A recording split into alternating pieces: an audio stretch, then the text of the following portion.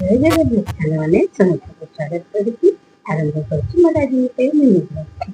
ସାଙ୍ଗମାନେ ବାପଘର ଯେହେତୁ ଖଟି କରିଦେଇଛନ୍ତି ପାଞ୍ଚ ଭଉଣୀ ନା, ତେଣୁ କୁଆଡେ ମାନେ କୁଆଡେ ସବୁ ଚଷି ଆସୁଛନ୍ତି। ଥରେ ଚିନ୍ତା କଲେ କହିଲେ ଚାଲ ଆଜି ଗାଁ ଟିକେ ବୁଲିବା ପାଇଁ ଯିବା। ଚାଲିଗଲେ ପାଞ୍ଚ ଭଉଣୀ ତ ଆମେ ଚାଲିଛେ। ଆଉ ଇଏ କଥା କହୁଛି ସିଏ କଥା କହୁଛି, ବାପଘର ଗାଁ ନା ବହୁତ ଦିନ ପରେ ଦେଖୁଛନ୍ତି। ଆଉ ସମସ୍ତେ ଟିକେ ଟିକେ କଥା ହଉଛନ୍ତି, ଦେଖୁଛନ୍ତି ନା ସାଙ୍ଗ ଏଇଟା ଆମ ପୋଖରୀ। ଆଉ ଏ ପୋଖରୀ କରେ ଯୋଉ ସ୍କୁଲଟା, ସେଠି ମୁଁ ପାଠ ପଢୁଛି।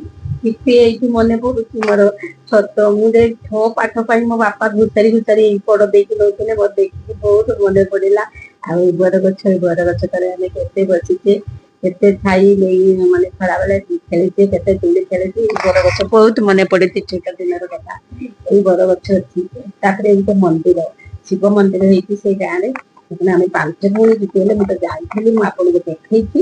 ପୁଣି ପାଞ୍ଚ ଭଉଣୀ ଯେତେବେଳେ ଜୁଟିଗଲେ ପୁଣି ଚାଲିଲେ ସେ ମନ୍ଦିର କିନ୍ତୁ ଖୋଲା ହେଇନାହିଁ, ଖାଲି ଖଟି କରିବା ପାଇଁ ଚାଲିଗଲେ। ଯାଇକି ବସିଗଲେ ମନ୍ଦିର ସମ୍ମୁଖରେ, ସବୁଆଡେ ଟିକେ ବୁଲି ଆସିଲେ, ଆଉ ଖଟି କରି ବସିଲେ। ଆରେ ମନ୍ଦିର ତ ଖୋଲା ହେଇନି, କଣ ଖରା ବେଳେ ମନ୍ଦିର ଖୋଲା ଯାଏନି। ଆଉ ସମସ୍ତେ କହିଲେ ସେ ଖୋଲା ନ ହଉ, ଆମେ ଟିକେ ଖଟି କରିକି ଚାଲିବା।